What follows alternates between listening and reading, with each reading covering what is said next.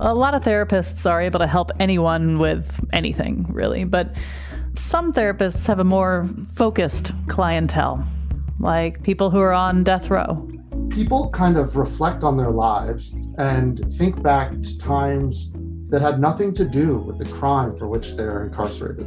And what's it like being a therapist for people who are gifted? Just letting people, know that there are characteristics of them that you love about them that have nothing to do with what they can achieve. And what kind of problems do people have when they are super rich? Are the people in your life because they love you, or is it because you always pick up the check? So there is that sense of, I'm not loved for who I am, I'm loved for who I have, what I have. And that can isolate us from other people, and there's a lack of trust. I'm Kyone Wolf, here from Audacious Therapists, right after the news. From Connecticut Public Radio in Hartford, this is Audacious. I'm Kyone Wolf. When I think about a therapist, I think about my therapist, Nicole. She doesn't specialize in radio hosts, although after being in public radio for 15 years, I can say with confidence that there would be a strong market for therapists specializing in public radio hosts, me included, but she's the kind of therapist you get, well, if you're lucky, and if you're someone with some stuff you need help working through. Whether you're a single mom trying to keep her head above water or you're a 20-year-old widower, she helps everybody.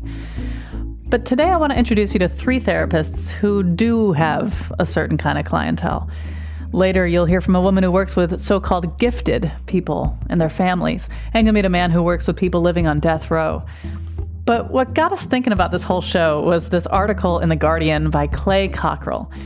It was titled, "I'm a Therapist to the Super Rich. They are as miserable as Succession makes out." And when he says that he works with the super rich, it means that his clients are categorized as ultra high net worth individuals. They have a net worth of $30 million or more.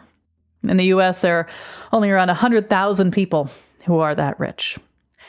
For a measly $600 an hour, and I don't even want to know how quickly his clients earn $600 an hour, every eighth of a second or what, he'll join his client for a walk through Central Park. He says that walking side by side lets people open up. I explained it once to someone saying, there are shower people and bath people. And I never understood the bath people because you're just sitting in your own filth. And that's the way it feels sometimes when you're in a session, you're just sitting in the gunk. And there's this kind of metaphorical moving through it as you walk. So I got the domain name Walk and Talk, and started, telling people about it, offering it to other clients, and then it just kind of became a life of its own. Now, I bet that when you think of these super rich people, you may have a hard time finding the kind of reflexive compassion that you'd probably have for that 20-year-old widower or that single mom, that their wealth-related problems are the epitome of first world problems. And we'll get to that. But I wanted to know first, what are some of the problems his clients are trying to work through? Well, I've noticed that there are 2 buckets that people fall into. People who were raised with money. They went to private schools. They are part of that world. They know the vocabulary. They know the culture. And it has its own set of issues, right? And then there are those that made their own money, won the lottery, built up a business and sold it. And so they're a little fish out of water because they don't know that world. They don't know how to protect themselves and the dangers within it. And both of those populations come to the table with some similarities and also some differences. Some of the similarities is there's a lot of isolation.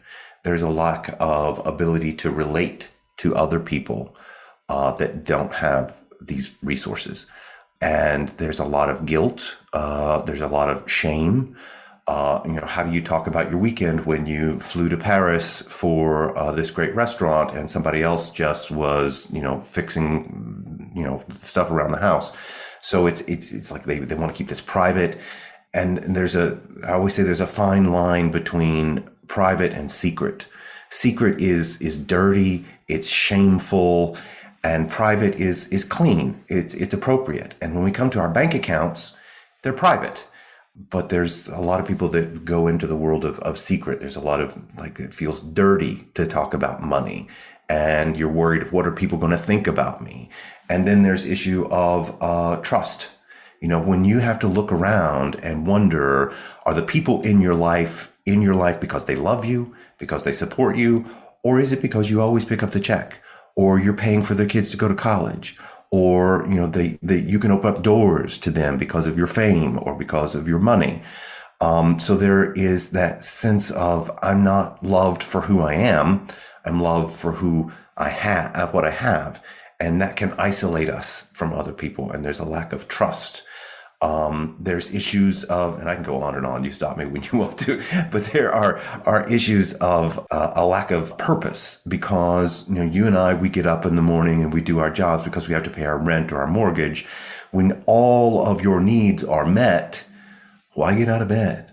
Why do anything? Why start something? Why risk anything? Because all of your needs are met. So there's a degree of lack of ambition. There's a lot of concern about how do you raise a child in a moneyed environment without them becoming incredibly entitled and spoiled, and how do you develop character with them? Because I see people who say, I don't want my kid to struggle like I did. But, you know, your struggles develop character, develop your success, develop your idea of value in money. And when everything is handed to your kid because you don't want them to struggle, and that's a natural parental impulse, then that child becomes, has poor self-esteem, and there's a weakness and there's a fragility to them because they've never had to fight for what they wanted. So those are just some of the off the top of my head. Would you say that it's an oversimplification to say mo money, mo problems, right? Like, I mean, is that accurate? Would you say, like, would you want these problems, you, Clay? You know, I had to work through my own money issues and still work through them because, you know, that first client, they're walking through and talking about problems with their yacht and problems with their staff. And I'm going, oh, I want those problems. But no, I don't want it. It is true. The more money you have, the at least different problems that you're going to have than everyone else, which of course then further isolates you. And then there's this sense of, I shouldn't have these problems, right? So therefore they're not seeking help, because there's this sense of these are silly problems to have, but they're real problems to have. And I told somebody once that if you have an enemy, like a nemesis in the world, buy them a lottery ticket, because on the off chance that they win, it will ruin their lives. Yeah, I think that money is problematic, and too much of it can be a problem. And I'm not advocating to anyone that you should give your money away, but that there are ways to find purpose. And first, you have to acknowledge that too much money can be toxic to yourself and to other people. Have you seen this study where they looked at drivers and their degree of empathy, their degree of, I'm going to yield to someone's at the walkway, and I'm going to stop for them. And drivers of like Chevys and Fords and Toyotas, they're kinder. They have this ability to empathize with the pedestrian. And drivers of the Mercedes and the Cadillacs and the higher end cars. You don't even need to finish this sentence. Right? Yeah. They are going to run right through. There is a lack of empathy that we're seeing. So there is a toxicity that comes with money that I think should be recognized.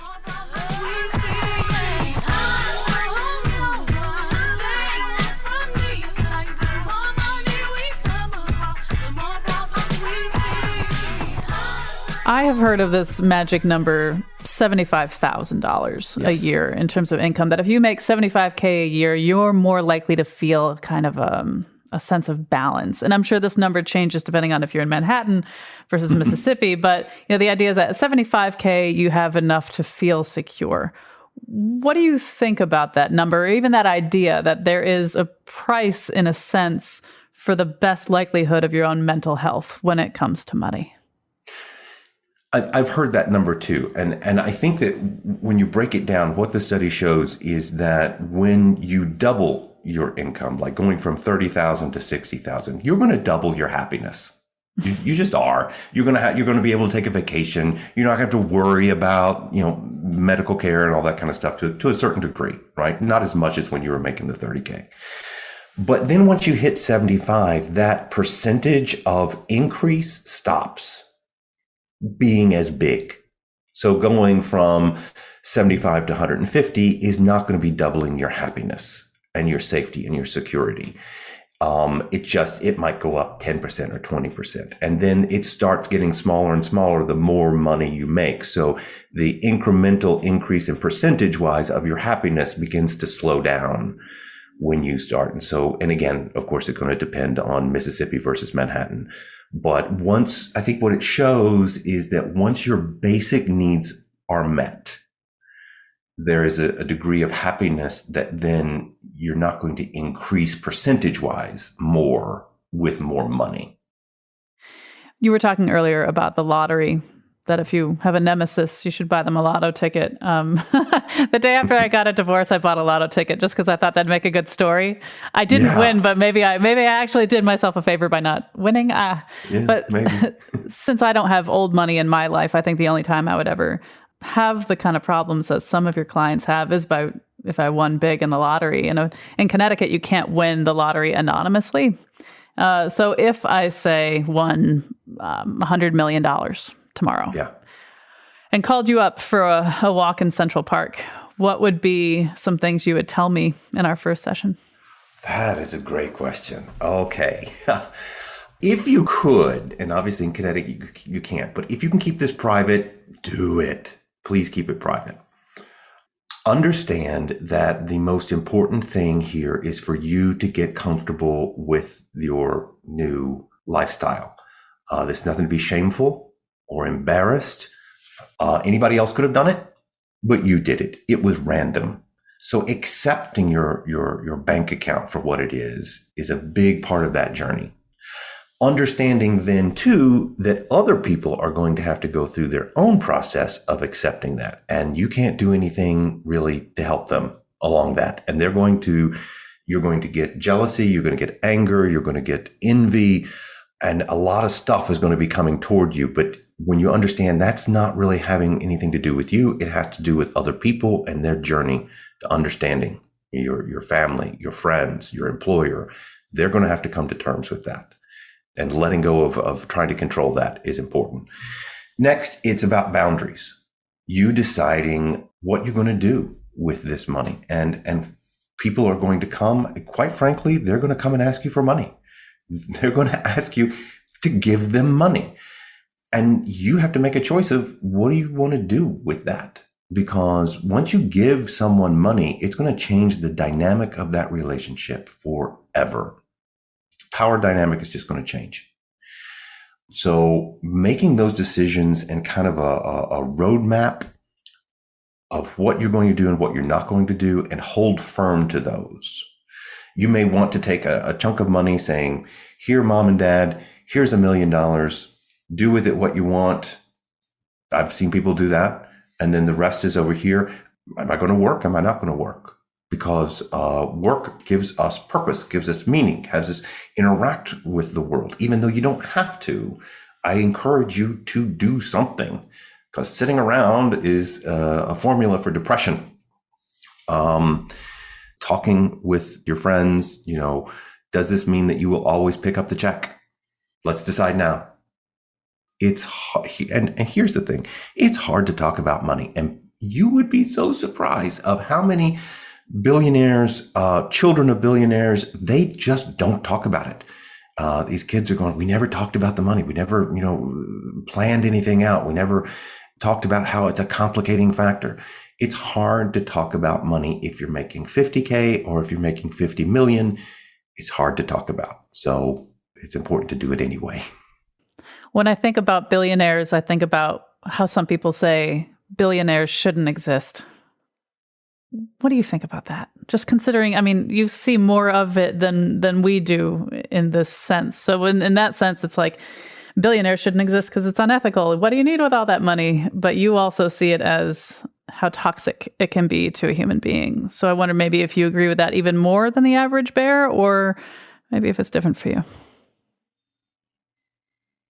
That's a hard one.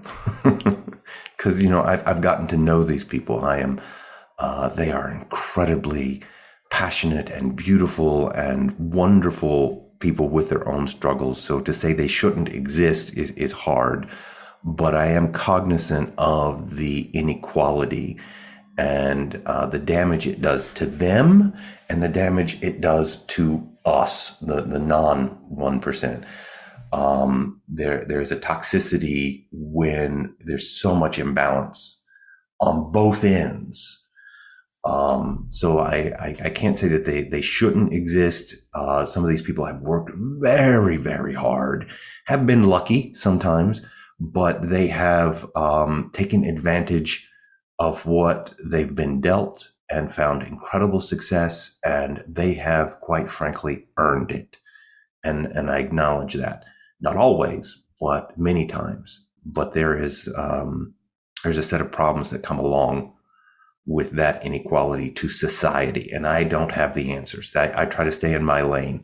That's not where, leave that to the politicians and the tax people, and I'm working with the people who are in it now. This next question I feel a little bit uncomfortable asking for myself.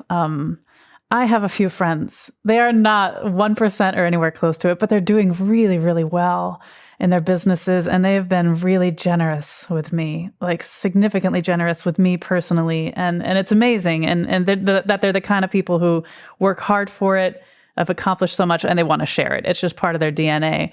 And I know how to say thank you with my whole heart. And I know, how to maintain our friendship regardless of what they ever try to do for me. But it feels weird to ask this, but how do I make sure that my more financially successful and very generous friends how do I make sure that they know that they're loved not for what they give to me, but for who they are? You know what I mean? Like they keep doing this sweet stuff with their resources and I keep accepting, and I just want them to know that they could have anything in their bank account and I would love them just the same. Like what can I do or not do? Have you told them that? No. No. You should. Just that. It's about, talking solves just about every problem out there. And when you go to them in a very vulnerable and authentic way, just as you were right in that moment, they're going to accept that. In fact, I would argue they need that. They need it a lot. Acknowledgement, appreciation, gratitude, all of that is important. And that's the first step. And the second step, I think, is what I phrase, we good. Just, hey, we good. I know, I acknowledge this thing you've given me. Are we okay? Are you okay with that? Because I'm okay with accepting it, although I acknowledge it's kind of hard sometimes. But when you talk about things in a really authentic and vulnerable way, people are going to sense that, and they need it. So I would say just what you said right there, go to them and say that. So tell them to tune into Audacious on Saturday morning at 10. Yes. Now, we touched on this a little bit earlier, but so if you were suddenly offered an enormous sum of money and you were the 1% of the 1%, would you take it? Yes, of course I would. That's the insidious part, right? That's the horrible thing, is knowing that this is going to be, and maybe I'm better suited than most because I've worked in this world for so long, so I know some of the pitfalls. But there's a lot of upside here. That's why I've got these comments online of just tell them to give it away, solve all their problems. Nobody's going to do that, even though it would solve a lot of these problems, but then you get some different problems. So yes, I would, but I would give a lot of it away. But yeah, I'd accept it. Well, my final question is, you're a therapist, it's hard to sit with people in pain, and you make a job out of putting yourself in that line of fire, so to speak. And so I wonder if anybody ever really asks you, how are you? I'm pretty good today. Not always, but you caught me on a good day. Thank you. Clay Cockrell, thanks so much for talking with me. Thank you so much. This was fun. When we get back, a therapist for gifted people on what it was like for her growing up gifted. I just felt a lot of pressure. And then it's like this, like almost grandiosity at times, also with intense self-criticism and insecurity. Plus what it's like when your clients are on death row. I'm Chion Wolf. This is Audacious. Stay with me.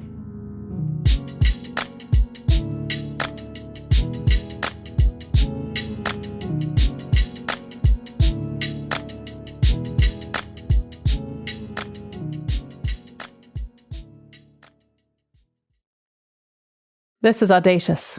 I'm Chion Wolf. Today, audacious therapists, people who specialize in helping a focused set of clientele. Later, you'll hear from a forensic psychologist whose clients are on death row. But right now, I want you to meet Eileen Kelleher.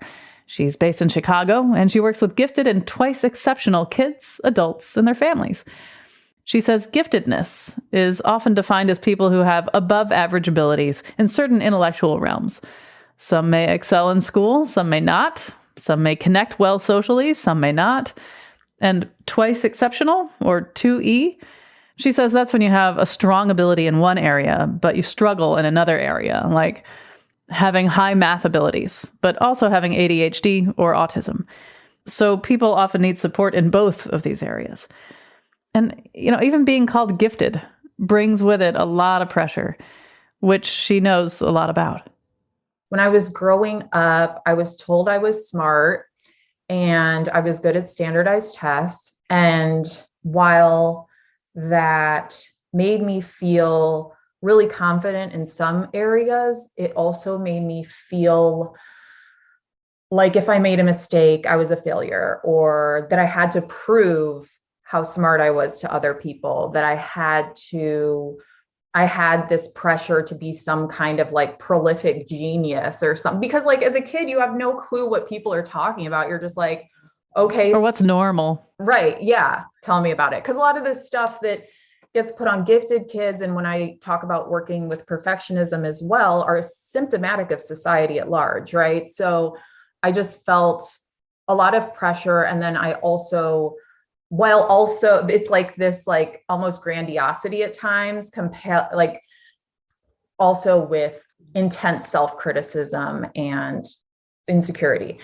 I also dealt with anxiety and depression. And so when I was younger, I did get help through therapy pretty young. And I think that really changed the course of my life, and also just continuing to ask for help as I got older was pivotal for me. And so I want to be able to help other kids with the things that, were beneficial for me, but also new things that I learn as, a professional. And so, but I think that the reason I kind of found that I liked working with this population is I was doing some writing about clients I enjoyed working with. And like, one of the things I noticed was that they had these like abilities that people praised them for, but at the same time had a lot of struggles with like intense emotions and, just some of the mental health concerns that I mentioned. And I loved working with them because it was like we could connect, and then I could see them get better. Like that was just, that's one of my favorite things to see. And so, that's also really healing for myself as well. And so that's kind of what I mean in terms of connecting with my clients, or them feeling like I get it, is just having that experience growing up. I'm not someone who, I don't consider myself to be like, don't get me started. There's all these different terms like profoundly gifted and things like that, which is a real thing. But like, I don't consider myself to be more especially skilled than anyone else. It's just we all have different areas, like you said in the beginning, where we have strengths. And so, but I do think the way that people are treated who have strengths that our society values has an effect on them. And I think that there is some sensitivity and intensity aspects of like the neurodiverse population that has specific needs. For those of us who don't really fall into the category of people you're helping, yes, we're all gifted and all that stuff that we've been talking about. But for those of us who don't fall quite into that category, but we know somebody who may, and where we get a sense that there's something really different and unique about this person, and they have this special ability or this special kind of intelligence.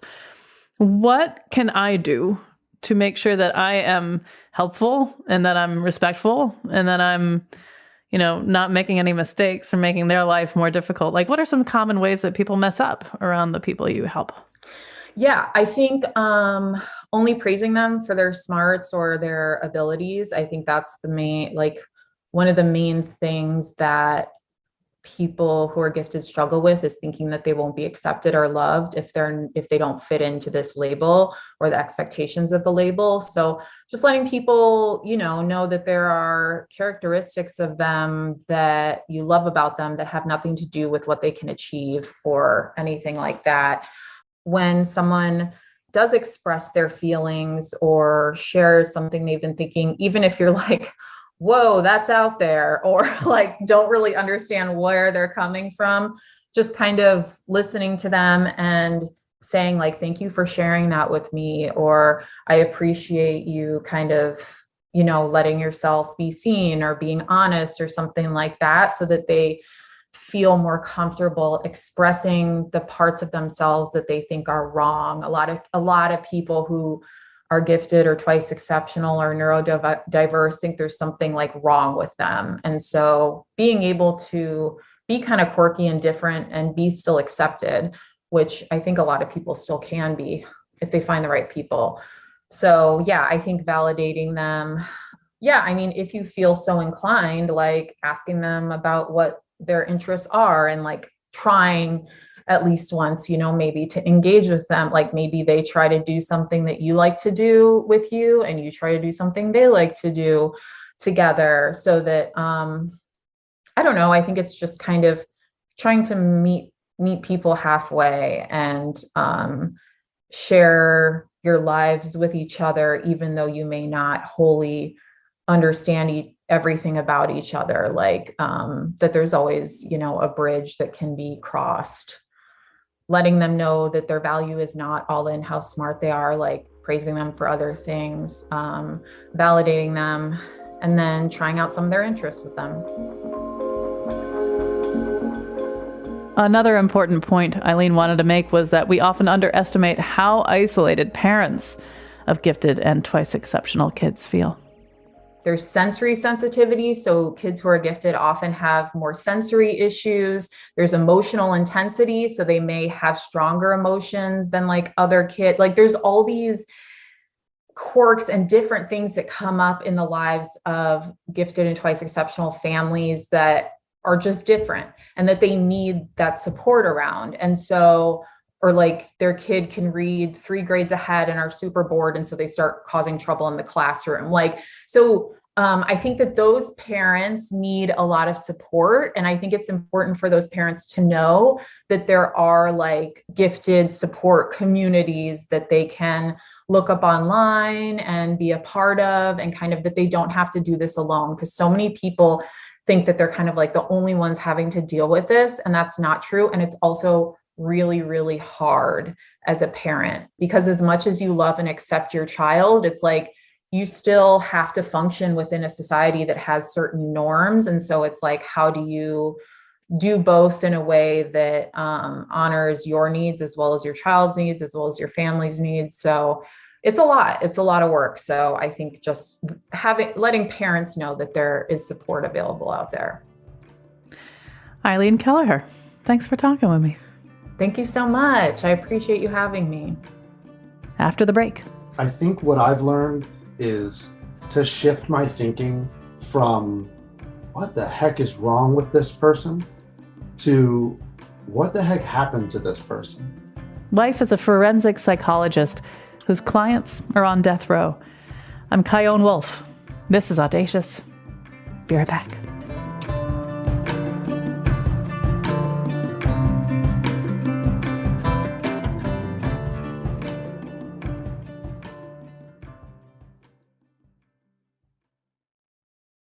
This is Audacious. I'm Kyone Wolf.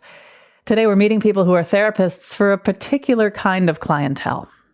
So what's it like trying to understand, evaluate, and help people who are on death row? Robin Timmy is a forensic psychologist based out of Chester County, Pennsylvania. He says he's called to work anywhere that mental health intersects with the justice system.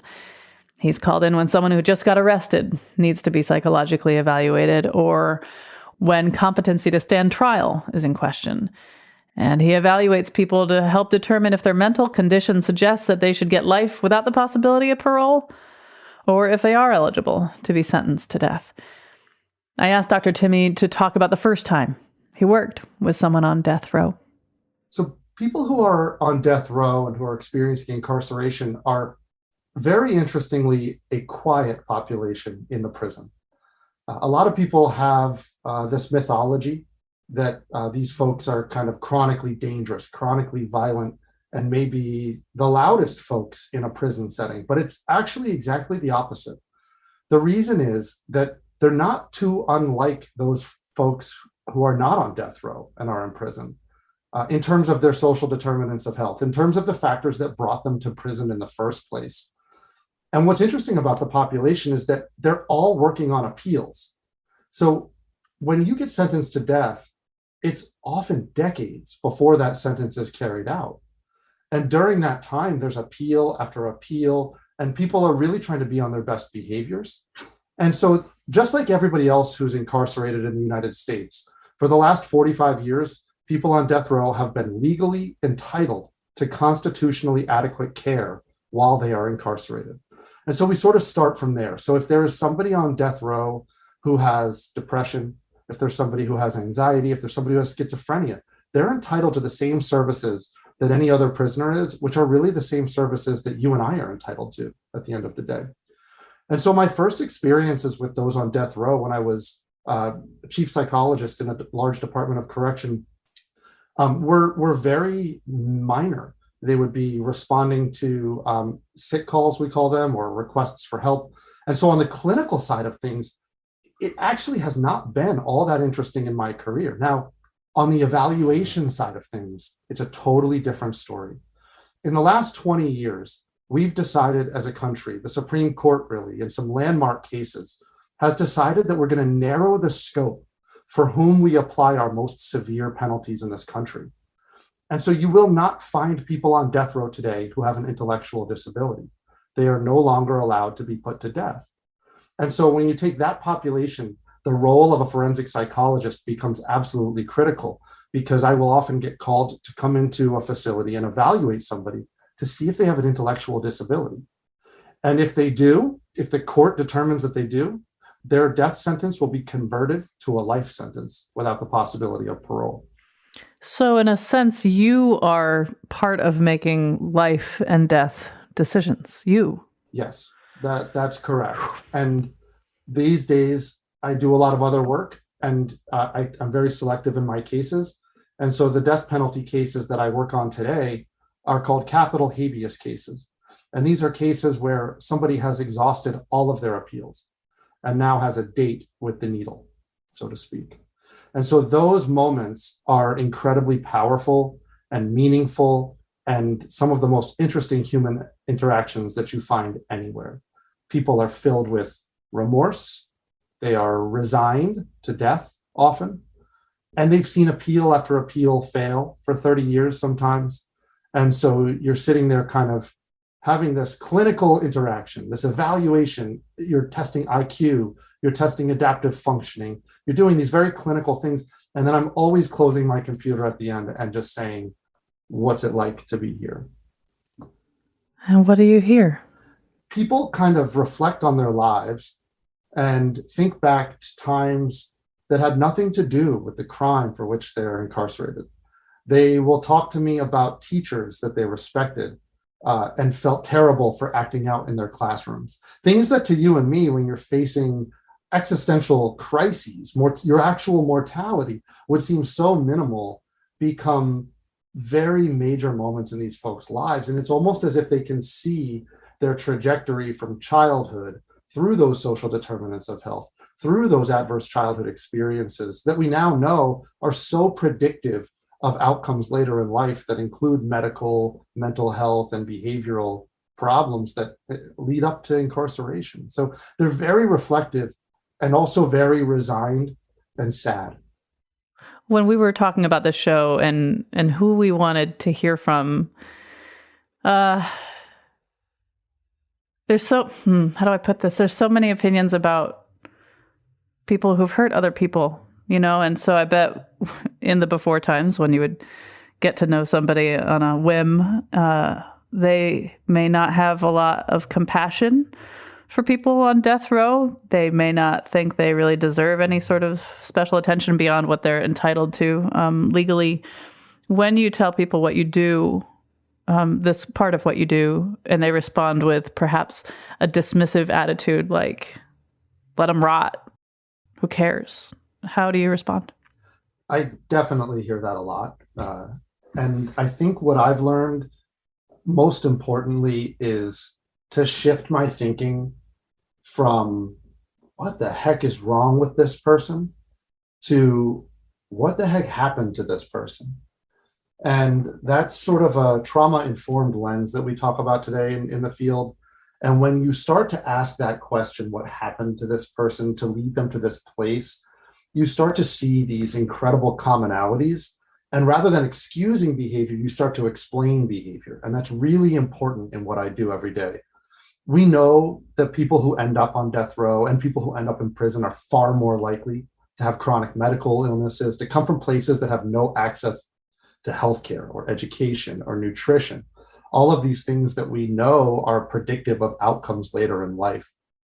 They're far more likely to hold minority status, Black, Indigenous, people of color, to be vulnerable and marginalized populations in so many other ways. And so we can start to understand things like the predictive power of a zip code, for example, in determining later outcomes in life. And so you start to sort of humanize the experience in a population that's very easy to other. It's very easy to say, well, that's them and I'm me. And it can be a very dangerous relationship when that starts to occur. But I find that when I can start to talk to people about the commonalities in this population, people start to think, oh God, I never had any idea that it was that complicated. It seems to me that somebody on death row had a random victim, kicked in the door, did something heinous, extremely violent, aggravating circumstances. And sometimes that's the case, but usually it's much, much more complicated than that. And we have a tendency as human beings to look at things in terms of all and none and black and white, and to resign ourselves to our positions and to other people like that.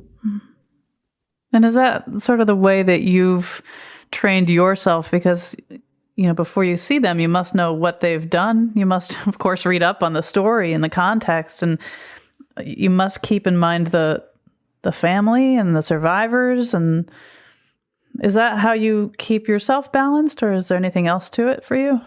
Well, it's very hard to keep yourself balanced, and it's a very specific niche of my work that I try to regulate in terms of how many cases I take. I had a great mentor once observe that I bear witness to a tremendous amount of human suffering. And you can imagine that in a lot of different ways in this context. But the first thing is that the first time I meet somebody, I have not reviewed what they did. I really want to bring fresh eyes. And so I often will plan for at least 2 visits with somebody. And the first one, I might know just the basics, but I haven't read police reports. I haven't seen body-worn cameras. I haven't looked at crime scene footage. These are things that forensic psychologists are exposed to. And I'll just get to know the person. I might spend 8 hours just speaking with them, just getting their history. I might spend the first hour just talking about my role in their case and why I'm here, the difference between a therapist and an evaluator, how I might be used in the future, things like that. And then spend several hours just building rapport, getting them to talk to me about their background, their childhood, joining with them. And then usually in between the first and the second is when I'll do more of the forensic analysis. I'll really look at all of those documents that are in what we call discovery, where the state has all their evidence and they're obligated to turn it over to the defense. That'll usually get provided to me. And so the second visit, I'll come in, and now we've got a little bit of a relationship. And this is where we sort of do a deeper dive. And we really dismantle kind of what happened. What was the incident? What was the context? And then I usually try to kind of put people back together at the end of that second session, because this can be a very re-traumatizing event for folks. And so they really deserve the opportunity to kind of maybe experience some positive affect, maybe to think about their future and to get out of this hopelessness and think more about optimism sometimes. And so I'll ask them questions like, if your sentence was commuted to a life sentence, what would you do with the time that you would have left? And let them tell me about their dreams and things like that, and kind of put people back together. So there's a very thoughtful process that goes into this. And I'm very sensitive to what it must be like to sit on the other side of that table. Do they typically, and I hesitate to use the word typically because what's typical in this context, although, do they typically open up to you, or are they hard to get to, or is that just, or do they open up because you're so good at what you do? What kind of reactions do you normally see from people in this population? Everybody is very different. Very, very different. It's what I love about my job, is that you really get to study what makes people so different. I'm preparing for 2 cases right now where I'll be traveling to Ohio to do 2 capital habeas cases. And one of them, they're very nervous that he may be, let's say, less than truthful and may be exaggerating symptoms, may be trying to appear more impaired than the clinical picture may actually warrant. That's very common in forensic psychology. One of the things we are always doing is not just assessing what somebody is telling us, but also how they are telling us, what we call response style. Are they exaggerating, malingering? And so that's something that we're always addressing in our reports, and how do we rule that out? And then the other side of the coin is the other defendant I'm going to see.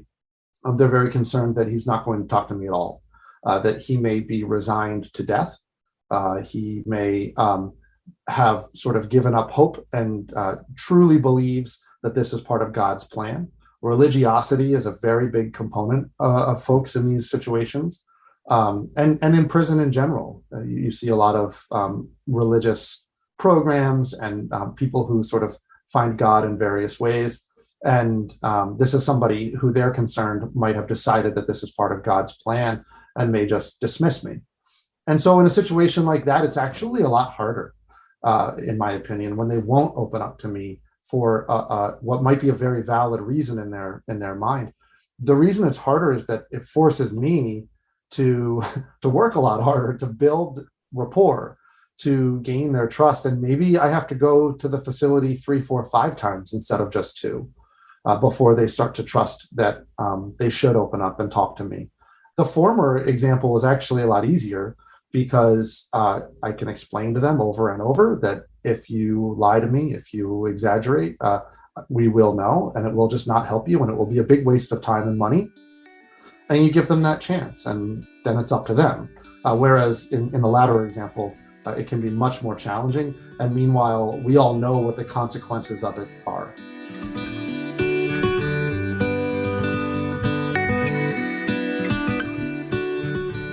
So what do you, Robin Timmy, think about the death penalty personally? As forensic psychologists, we're always kind of prepared that question will come, but I'll tell you that it's never actually come to me in a public forum. I have not been asked that on the stand. And I am a huge believer in how and why we do things being at least as important as what we do in life. And so when I think about the interests of justice and why we carry out various punishments, I think about things like deterrence. What's the deterrent value of something? What is the retributive component to this? Are we trying to say an eye for an eye here? What is the incapacitation role here? Are we trying to lock somebody up, for example, so they can't hurt other people? And then there's always a rehabilitative ideal. And so we know from research over the last few decades that deterrence is really not a component of this. People don't refrain from homicide because of the threat of a possible death penalty. We certainly know it's not a rehabilitative ideal. That's sort of out the window. It sort of is an ultimate incapacitation, right? This person will not kill again, will not commit another crime, except for the fact that they might sit on death row for 30 years.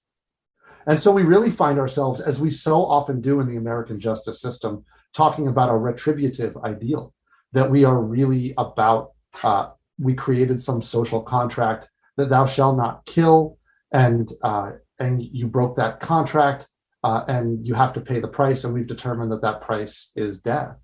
It's your life. And I see it changing everywhere.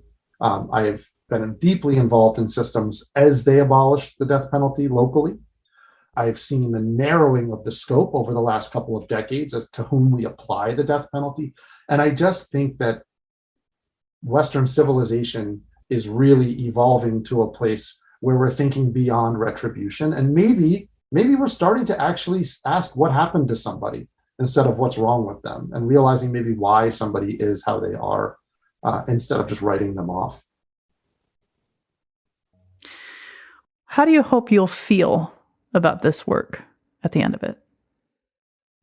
This may sound like a bit of a cheesy story, but in my second year of graduate school, I worked in the Federal Correctional Institution in Fairton, New Jersey. And when you're a practicum student in a prison, you don't get to just walk around like you're an employee. And so I would wait in the lobby for 45 minutes, an hour, hour and a half. Prisons don't move very quickly. It's very hard to get from one place to another as a staff. And you probably didn't have a cell phone at that point, so you couldn't, do Wordle. You still aren't allowed to bring them in. And so I would sit there and I would read the workman's compensation law, and I would read, the CPR instructions and all the other stuff that's on the walls of every workplace in America. But above the door, what they call a sally port, where you walk through two doors to get into the actual compound, was this beautiful piece of maple, and into it, an inmate, a person experiencing incarceration, had carved or burned with a magnifying glass the words, "Leave this place better than you found it." And for me, that spoke to me very deeply. At the time, I thought, that's really admirable. I like that idea. I'm going to carry that with me as I go forward. And it wasn't for about 10 years, I don't think, until I realized what the person who made that was saying. That it was someone who was incarcerated, who was building a sign to hang outside, asking everybody to come in to make this place better. And the person who hung it up there was asking the same thing by hanging that sign.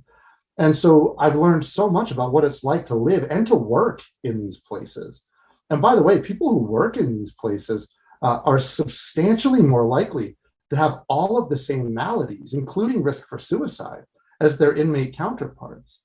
And so it just means so much more to me now. And I'd like to look back and to be able to say that I left this facility better than I had found it, or I left this system better than I found it.